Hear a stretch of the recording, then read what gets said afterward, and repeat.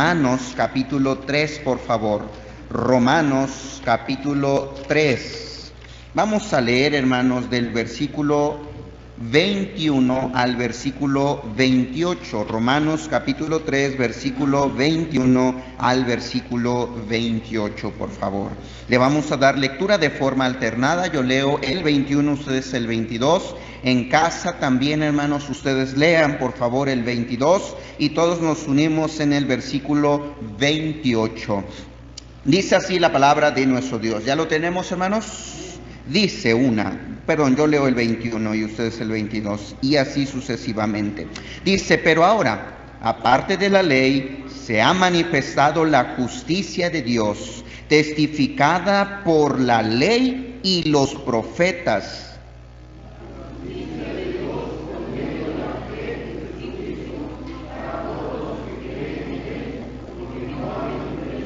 Por cuanto todos pecaron y están destituidos de la gloria de Dios.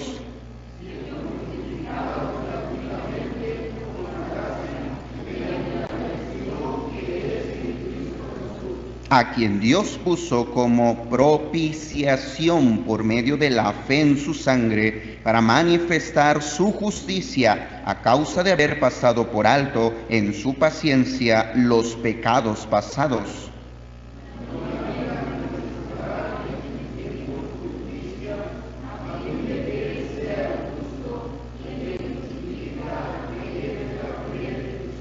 Donde pues está la jactancia, queda excluida. ¿Por cuál ley? ¿Por la de las obras? No, sino por la ley de la fe. Todos concluimos pues que el hombre es justificado por la fe sin las obras de la ley. Quiero que note el versículo 25, dice, a quien Dios puso como, ¿qué, hermanos? Como propiciación. Quiero que veamos, hermanos, en ese día el tipo de el propiciatorio, ¿verdad? Un tipo de nuestro Señor Jesucristo, el propiciatorio. Vamos a orar, por favor. Padre, gracias, quiero darle por la lectura de su palabra que hemos tenido. Gracias por todo lo que en ella, Padre, también podemos ver, examinar, analizar y poder entender, mi Dios. Estamos estudiando el tema de la salvación, mi Dios, y estamos viendo cómo usted anticipadamente ya había mostrado, ya había revelado, ya había reflejado, mi Dios, la manera y el modo en el cual usted iba a traer la salvación, no solamente al judío primeramente, sino también al griego, también al gentil, también a nosotros, mi Dios, que estamos aquí reunidos, y agradecemos por ese tan grande amor y tan grande misericordia, Padre, que ha tenido para con nosotros, que como dice su palabra, éramos un pueblo, Padre, que no le buscamos, no le agradamos. Fue usted quien nos buscó, fue usted quien nos halló, nos llamó a la salvación, y ahora tenemos el privilegio de contar, Padre, con esa grandísima gracia en nuestras vidas. Ayúdenos, por favor, a seguir entendiendo y deleitarnos también en su palabra. Se lo pido y se lo ruego todo esto en el nombre de mi Señor Jesucristo. Amén. Pueden tomar sus asientos, por favor, hermanos.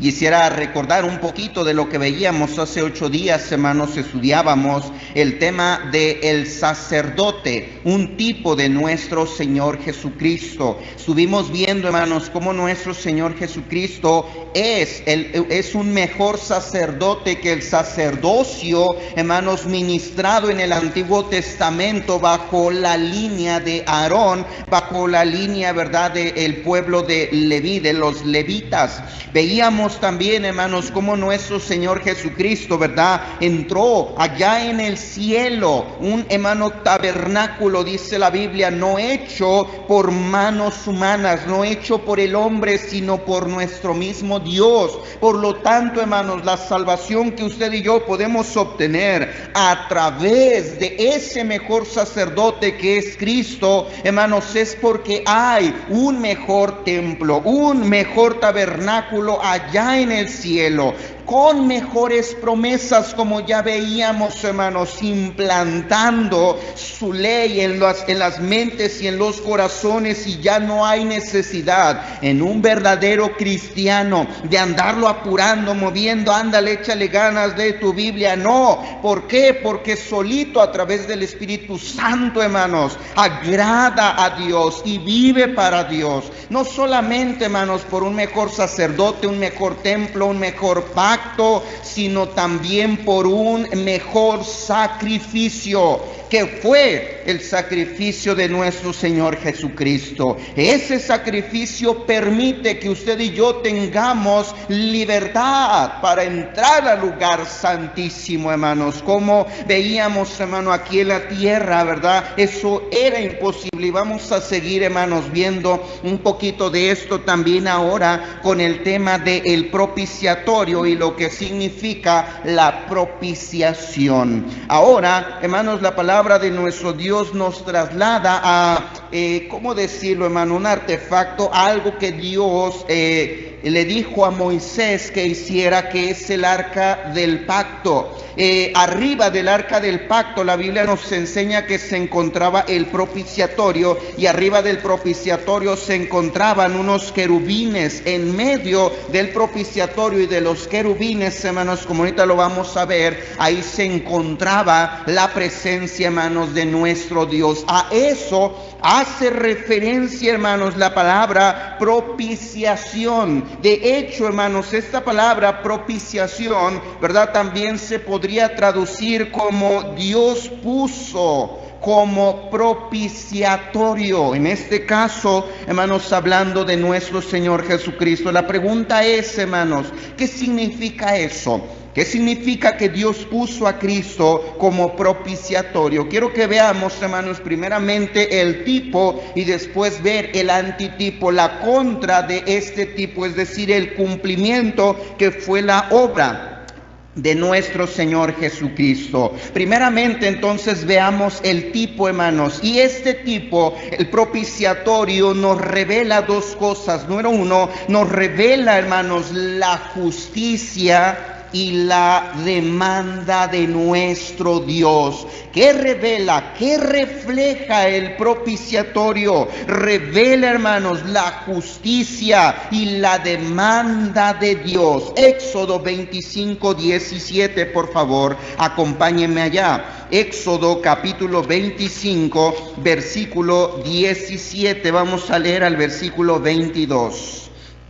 Dice así la palabra de nuestro Dios. Éxodo 25, versículo 17 al 22, dice: y harás un propiciatorio de oro fino, cuya longitud será de 2 codos y medio y su anchura de codo y medio. Está hablando del propiciatorio, no del arca del pacto. Ahorita vamos a ver algunas imágenes. Dice el 18: harás también 2 querubines de oro labrado a martillo, los harás en los 2 extremos del propiciatorio. Y sigue explicando cómo debía de ser, hermanos. Versículo 21: y pondrás el propiciatorio encima del arca, y en el arca pondrás el testimonio que yo te daré. Dice el 22: y de allí me declararé a ti, y hablaré contigo, y de sobre el propiciatorio, de entre los 2 querubines que están sobre el arca del testimonio. Dice: todo lo que yo te mandare para los hijos de Israel. Póngame atención, por favor. ¿Qué vemos en este pasaje? Dios dándole instrucciones a Moisés de cómo debía de hacer el propiciatorio, y da, hermanos, las razones y lo que iba a ver en ese lugar. Dice el versículo 21, hermanos, que el propiciatorio iba a estar encima como una tapa, como una cubierta. De hecho, hermanos, la palabra propiciatorio significa precisamente eso, como una tapa o como una cubierta, en este caso para el arca del pacto, que era como un cofre. Ahí, hermanos, dentro del arca del pacto, dice el versículo 21, debían de poner, dice el testimonio que Dios le iba a dar, es decir, las tablas con los 10 mandamientos. Por lo tanto, hermanos, abajo del propiciatorio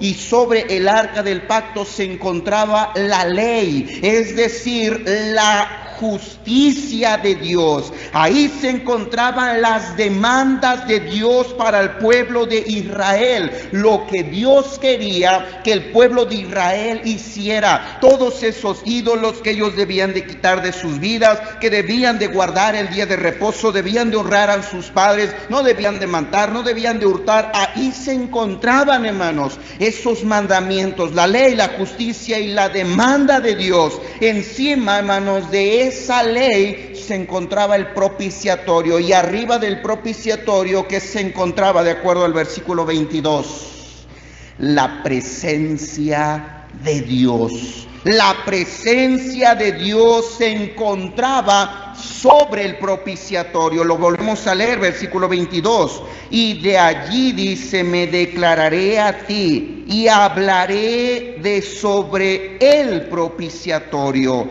de entre los dos querubines que están sobre el arca del pacto, todo lo que yo te mandare para los hijos de Israel. No da tiempo, hermanos, pero le voy a dar las citas donde muestra cómo la presencia de Dios se manifestaba entre los querubines y el arca del pacto. Anote estas citas para que después las lea. Éxodo 30, versículo 6 y versículo 36. Éxodo 36 y 36. Y vamos a ver unas imágenes, por favor, para entender un poquito, hermanos, sobre el propiciatorio y ver, hermanos, cómo era, y a la vez poder ver el arca del pacto. Ahí, hermano, usted puede ver el arca del pacto. El propiciatorio está inmediatamente de donde usted puede ver esos querubines, hermanos. Ahí, en medio de las alas de esos querubines se manifestaba la presencia de Dios. Siguiente imagen, por favor.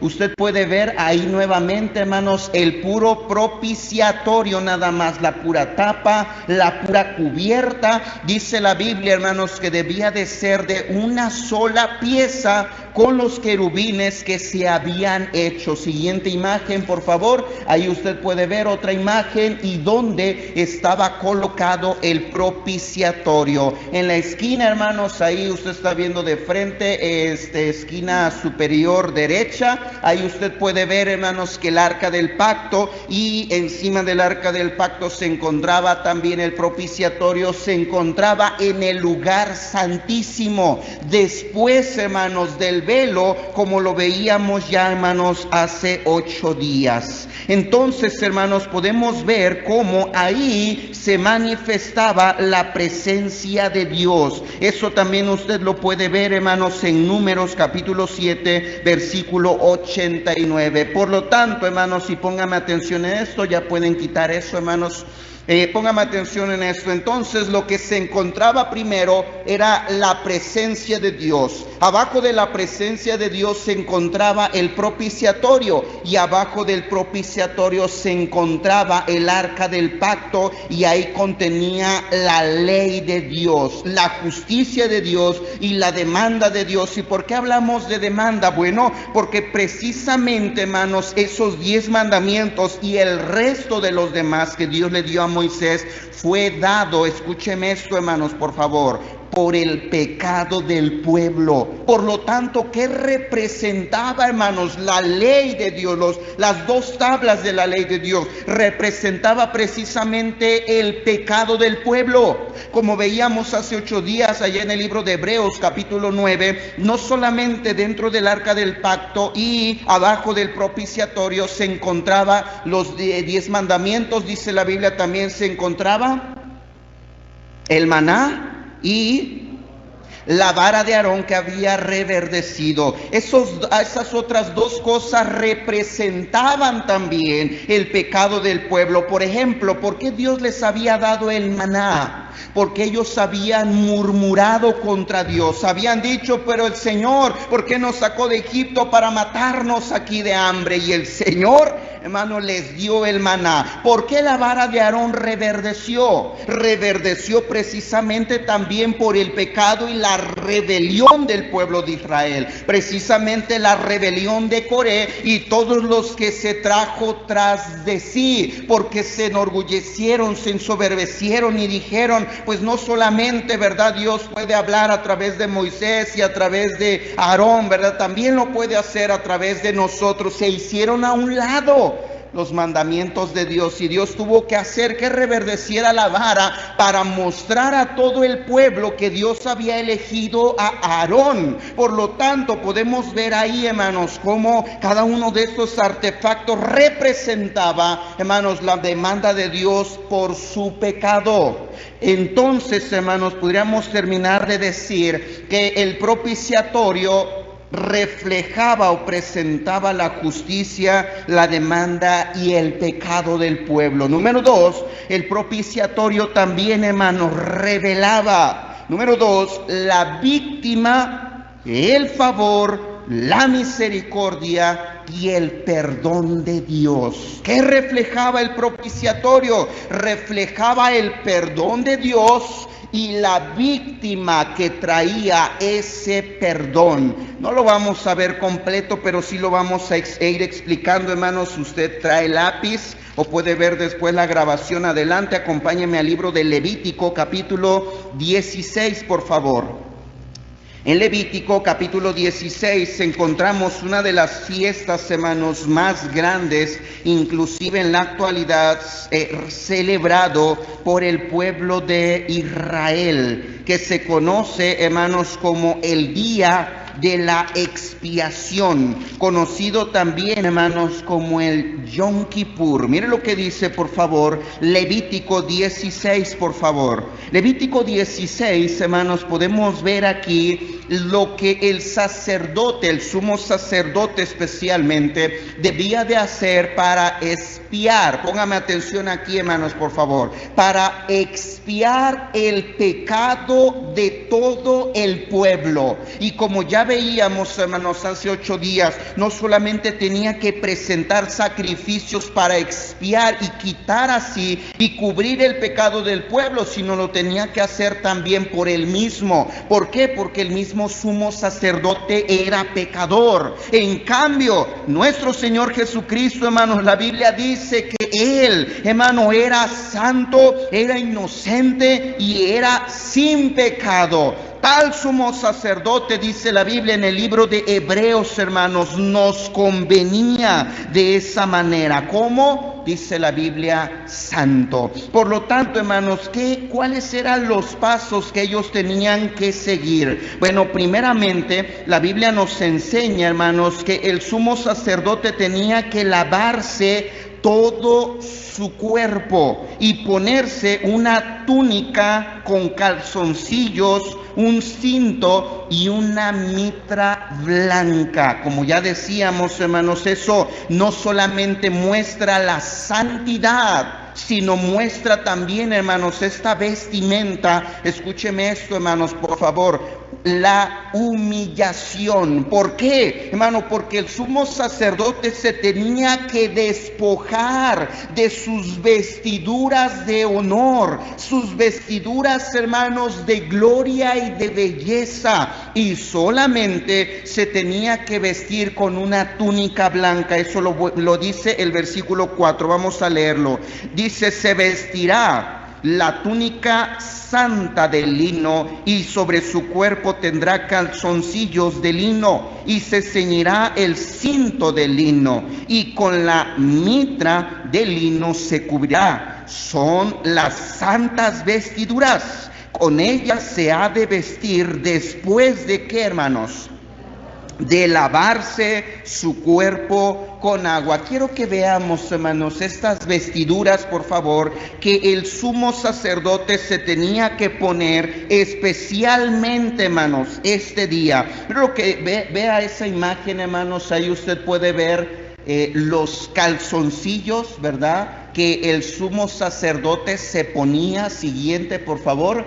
Ahí usted puede ver la túnica de lino que tenía que cubrir, hermanos, todo al sumo sacerdote desde su cuello hasta sus manos, hermanos, y hasta sus pies. Y no solo eso, siguiente por favor, había ahí también un cinto de lino y una mitra. Siguiente por favor, dice de lino. La mitra, usted, esa no hay problema. Hasta arriba es como un gorrito, como un sombrerito. Eso es la mitra. Y así se veía, hermanos, completo, más o menos, el sumo sacerdote cuando entraba a hacer expiación en este día Yom Kippur, que era el 10 del séptimo mes. Ahí el sacerdote, hermanos, entraba a ministrar solamente un día, hermanos, al año. La Biblia nos enseña, hermanos, por lo tanto esto. Siguiente imagen para que veamos, hermanos, otra imagen más, a ver si está.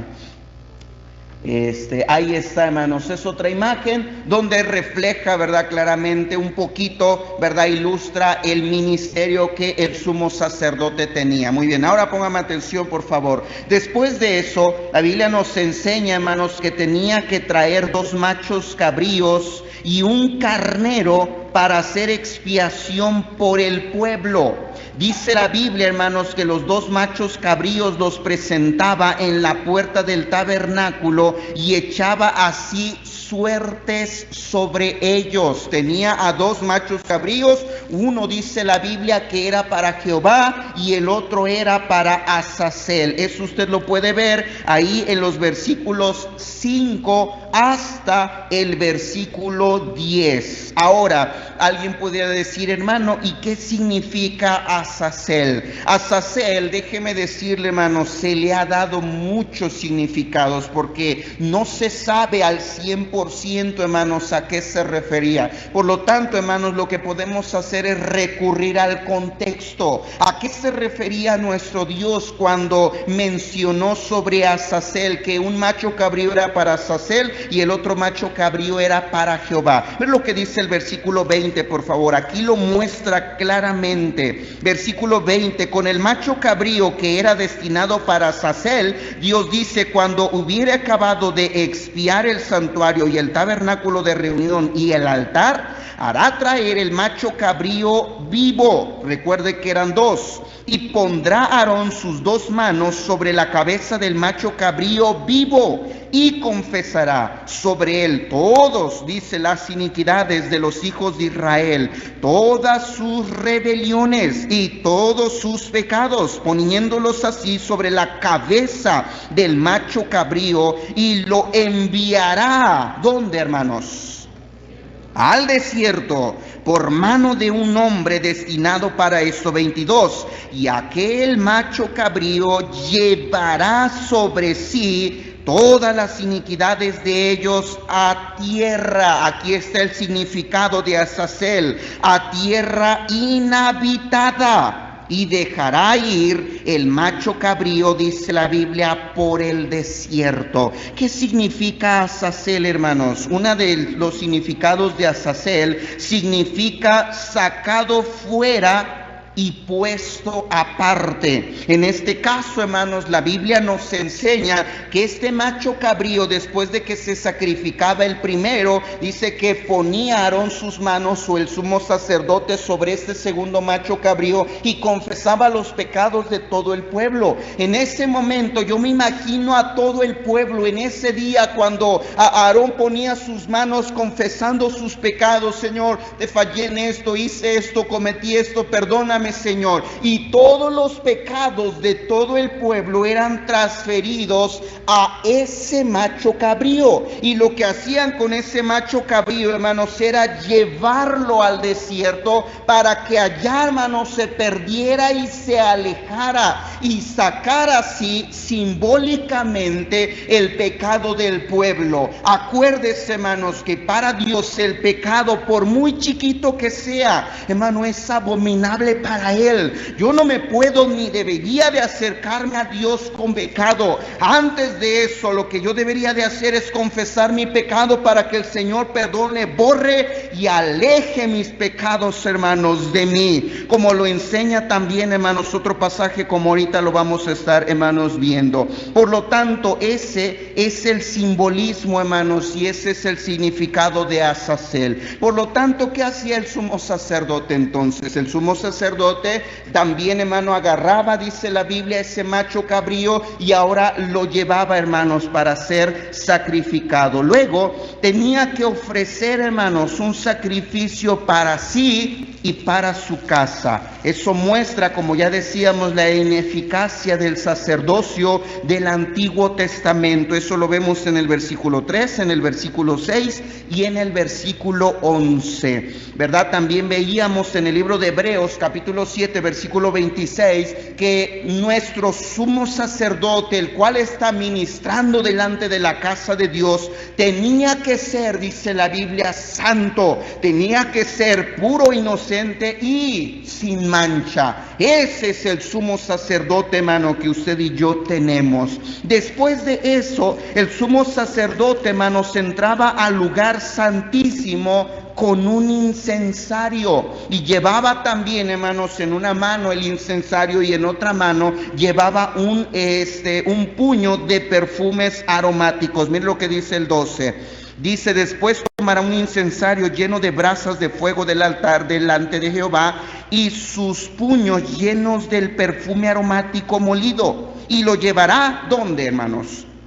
Detrás del velo. Y pondrá el perfume sobre el fuego delante de Jehová, y la nube del perfume cubrirá el propiciatorio que está sobre el testimonio, para que no muera. Por lo tanto, ¿qué debía de hacer el sumo sacerdote? Póngame atención, hermanos. Después que ofrecía el sacrificio para sí mismo, entraba al lugar santísimo detrás del velo, llevando el incensario. Pongan la imagen, por favor. Y dice la Biblia que llevaba en sus puños, dice, perfume aromático para echarlo dentro del incensario. Y ahí usted puede ver, hermanos, en los pies del sumo sacerdote, ¿verdad? Más o menos lo que significaría un incensario. Ese incensario lo que hacía era quemar, hermanos, ese perfume, y se creaba una nube en el propiciatorio. Esa nube, hermanos, era símbolo de la gloria del Señor.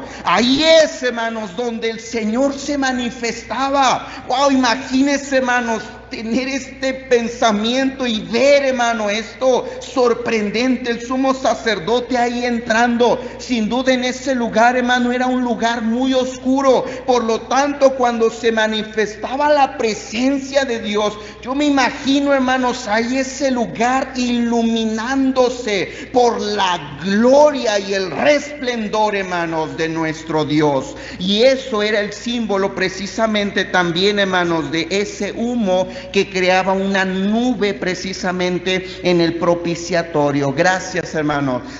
Hermanos, después de eso el sacerdote salía para ese sacrificio que había presentado para sí, tomar la sangre y volver nuevamente, hermanos, al lugar santísimo. Y ahí con su dedo, dice la Biblia, hermanos, que rociaba sangre sobre y enfrente del propiciatorio. Eso nos lo muestra, hermanos, ahí Levítico, versículo 16, versículo 11 hasta el versículo 15. Dice el 15: también lo hacía por el pueblo. Dice: después degollará el macho cabrío en expiación por el pecado del pueblo, y llevará la sangre detrás del velo dentro, y hará de la sangre como hizo con la sangre del becerro que era ofrecido por él, y la esparcirá sobre el propiciatorio y delante del propiciatorio. ¿Qué hacía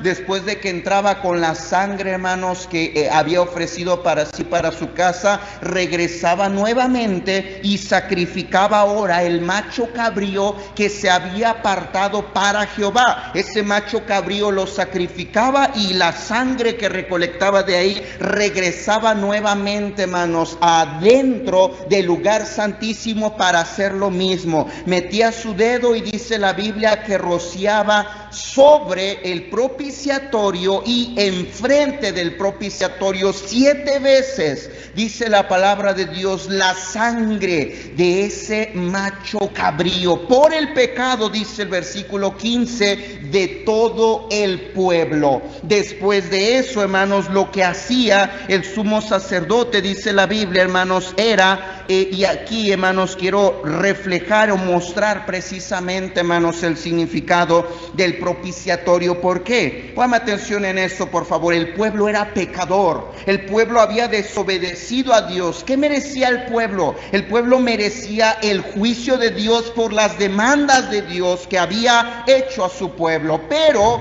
en vez de que el pueblo muriera, ¿sabe quién moría, hermanos? Moría una víctima. El macho cabrío moría en lugar de todo el pueblo. Ese macho cabrío, hermanos, representaba el favor y la misericordia de Dios. Su sangre derramada y puesta sobre el propiciatorio reflejaba, hermanos, claramente el perdón que Dios hacía por su pueblo y así la comunión y la reconciliación con Él. Por lo tanto, el pueblo, hermanos, ya no era juzgado, el pueblo ya no era castigado por todo un año.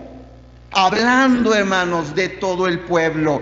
Claro está, hermanos, que el pueblo debía de presentar ofrendas, sacrificios por el pecado y por la culpa personalmente, pero por todo el pueblo, este macho cabrío, hermanos, moría, era sacrificado y su sangre era depositado en el propiciatorio. Eso precisamente, hermanos, es lo que reflejaba el propiciatorio. El propiciatorio contenía, por lo tanto, la sangre de ese macho cabrío. Y así, aquí está el simbolismo, hermanos, cuando Dios estaba mirando hacia el arca del pacto, donde estaban los pecados del pueblo, como ya veíamos, los 10 mandamientos, el maná y la vara de Aarón, hermano, Dios no veía el pecado del pueblo.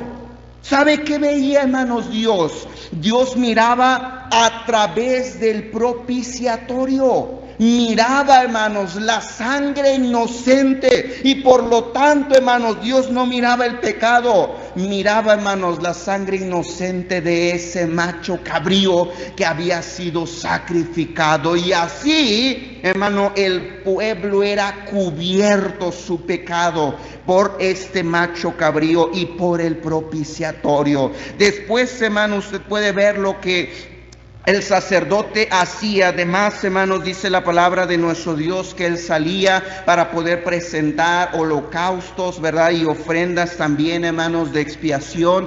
Después de eso, dice la palabra de Dios que la carne de ese macho cabrío y también, hermanos, su piel y su estiércol eran quemados fuera de Jerusalén, dice la palabra de nuestro Dios. Y a esto, déjeme decirle, hermanos, hace referencia también el libro de Hebreos. Mire, vamos a leer este versículo 27, por favor. Dice así: y sacarán fuera del campamento el becerro y el macho cabrío inmolados por el pecado, cuya sangre fue llevada, dice, al santuario para hacer expiación, y quemarán en el fuego su piel, su carne y su estiércol. ¿Dónde dice al principio del versículo 27?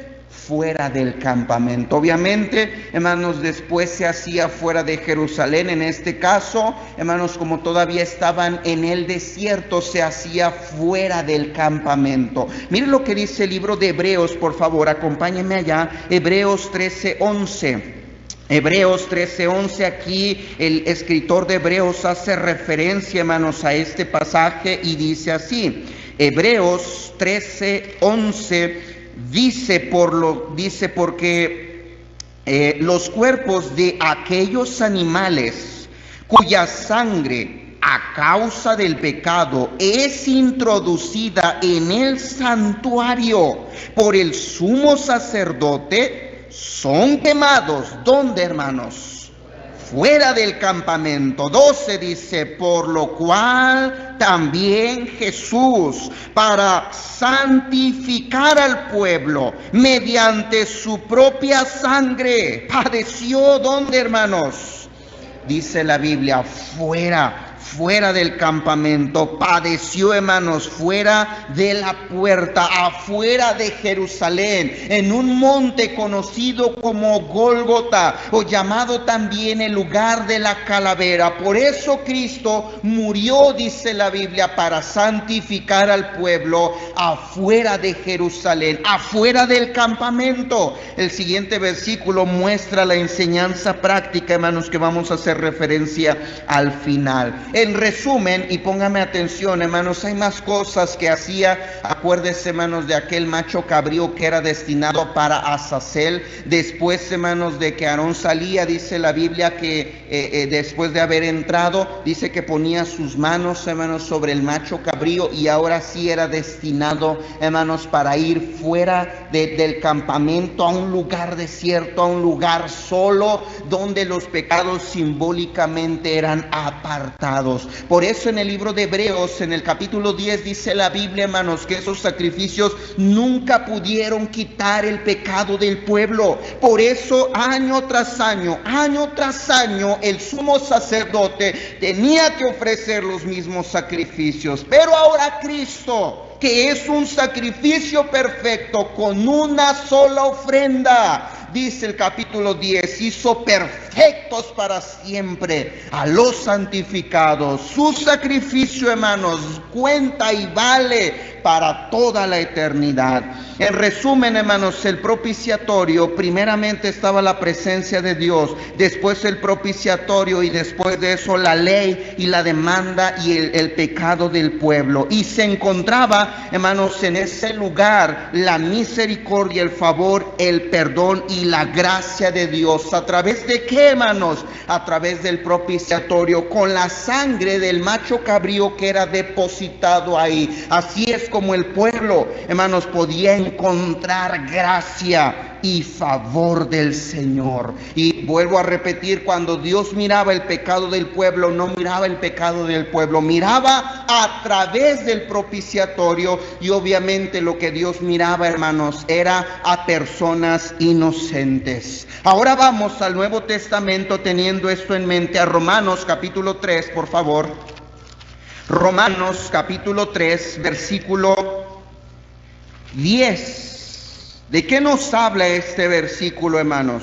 Lo mismo, nos habla de la justicia de Dios, la ley de Dios, la demanda de Dios y el pecado de la humanidad. Versículo 10, como está escrito, ¿qué dice, hermanos? No hay justo, ni aun uno. 19, pero sabemos que todo lo que la ley dice, lo dice a los que están bajo la ley, para que toda boca se cierre y todo el mundo quede bajo, ¿qué, hermanos? Bajo juicio, dice, de Dios, bajo condenación. Nadie puede decir, yo soy bueno, yo voy a ir al cielo, yo merezco ir al cielo, merezco estar en la presencia de Dios. Dice, no, porque la ley de Dios me calla mi boca, en otras palabras, y me deja bajo el juicio de Dios. 20, ya que por las obras de la ley ningún ser humano será justificado delante de Dios, porque por medio de la ley es que, hermanos, el conocimiento del pecado, es decir, por medio de la ley yo conozco las demandas de Dios, la justicia de Dios, y a través de eso me doy cuenta que estoy condenado, merezco ser castigado por el Señor. ¿Hay esperanza para mí? ¿Hay esperanza para la humanidad? Por supuesto, aunque todos, versículo 23, por causa del pecado, ¿qué merecemos, hermanos? estar destituidos de la gloria de Dios. Por cuanto todos pecaron, dice el 23, y están destituidos de la gloria de Dios. Hay esperanza para mí. Versículo 24 nos introduce, hermanos, esa esperanza, el favor, la misericordia y a la vez la víctima de Dios. 24, siendo justificado gratuitamente por su gracia mediante la redención que es en Cristo Jesús, a quien Dios puso como, ¿qué, hermanos? ¡Wow! ¡Qué hermoso! Como propiciación por medio de la fe en su sangre, para manifestar su justicia a causa de haber pasado por alto en su paciencia los pecados pasados. Dice la Biblia, Dios puso a Cristo como propiciación. Es decir, hermanos, que el sacrificio que Cristo hizo por su sangre, hermano, Él mismo no solamente es el propiciatorio, Él mismo es ese sacrificio, y su misma sangre fue depositada, hermanos. ¿Para qué? Para que usted y yo pudiéramos así recibir el favor, la misericordia, la gracia y el perdón de Dios. ¿En quiénes? Dice la Biblia, en todos aquellos que ponen su fe en Cristo, en todos aquellos que ponen su fe en ese sacrificio. Y un versículo que claramente refleja esto, hermanos, es Primera de Timoteo. Por favor, acompáñenme allá, capítulo 2, versículo 5. Primera de Timoteo, capítulo 2, versículo 5. Dice así la palabra de nuestro Dios. Ya lo tenemos, hermanos. Dice, porque hay un solo Dios. ¿Y qué dice, hermanos? Y un solo mediador. Y note esas palabras, hermanos. Entre Dios y los hombres. ¿Quién es? Jesucristo, hombre. Póngame atención, hermanos. La misma imagen. ¿Dónde está Dios? Dios está aquí, hermanos, primero. Acá está el hombre con sus pecados, con la demanda de Dios, siendo culpable, merece morir. Pero entre Dios y el hombre, ¿quién se encuentra, hermanos? Nuestra propiciación, nuestro propiciatorio, que es Cristo. Ahora, cuando Dios nos ve a usted y a mí, que hemos puesto nuestra fe en Él, Dios no mira nuestro pecado, Dios nos mira a través de Cristo. ¿Y qué es lo que Dios ve, hermanos? Dios ve a una persona inocente, limpia, pura y sin pecado, porque Él no nos ve directamente, Él nos ve a través del propiciatorio, que es Cristo.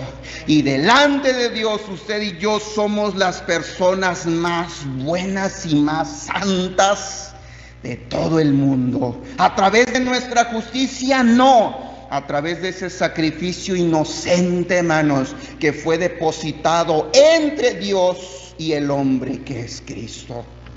A esto hace referencia, y teniendo esto en mente, acompáñenme a lo que dijo, hermanos, aquel publicano que subió a orar. Lucas capítulo 18, por favor. Lucas capítulo 18.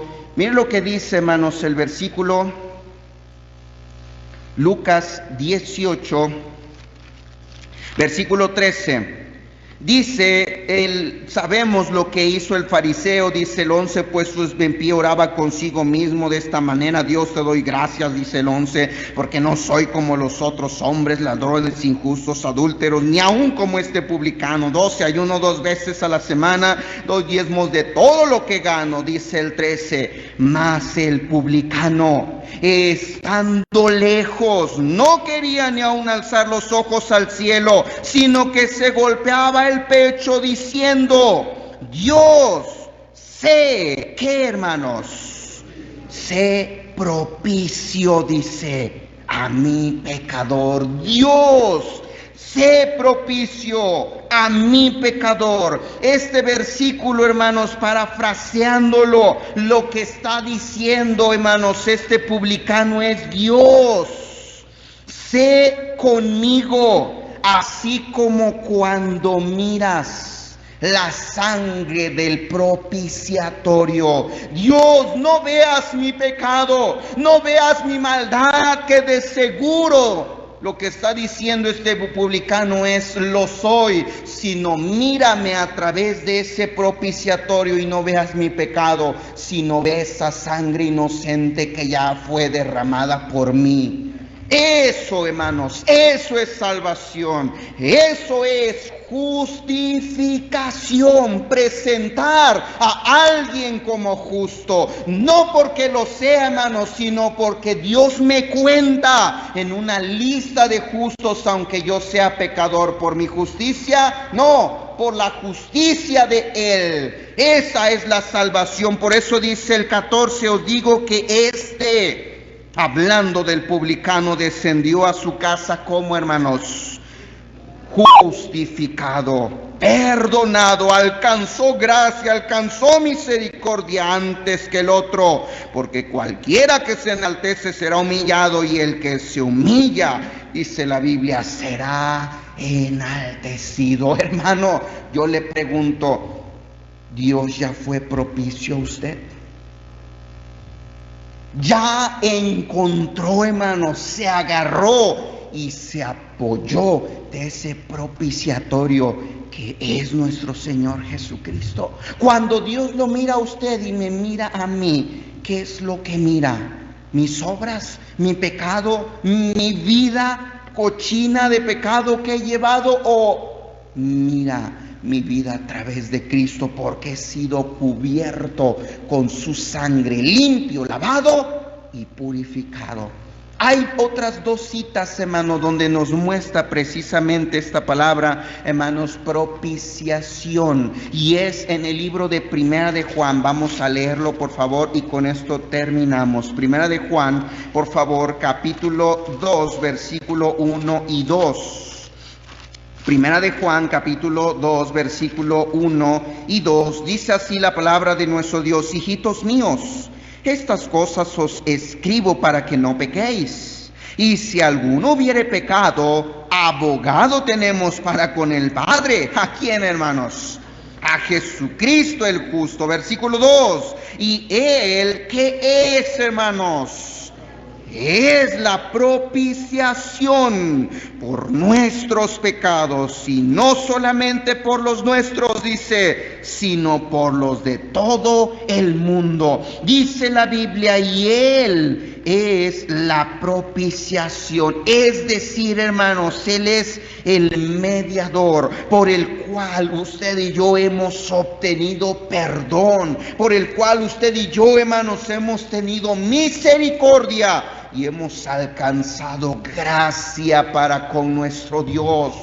Por lo tanto, hermano, esto nos muestra y nos refleja que en Cristo, en ese propiciatorio, la justicia de Dios es satisfecha. No significa, hermanos, que Dios agarra e ignora mi pecado y los bota por allá y los olvida. No, los olvida. ¿Por qué? Porque esos pecados ya fueron pagados. ¿Y quién los pagó?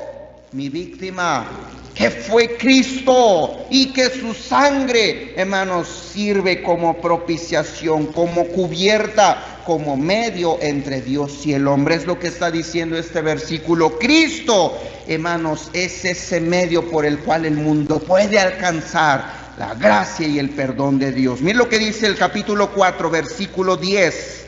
Primera de Juan 4:10 dice: en esto consiste el amor, no en que nosotros hayamos amado a Dios, sino en que Él nos amó a nosotros y envió a su Hijo en propiciación, en sacrificio por nuestros pecados. Lo envió para ser, hermanos, ese sustituto por usted y por mí. Cristo, hermanos, pagó nuestra deuda, pagó nuestros pecados y pagó nuestra condenación en el infierno.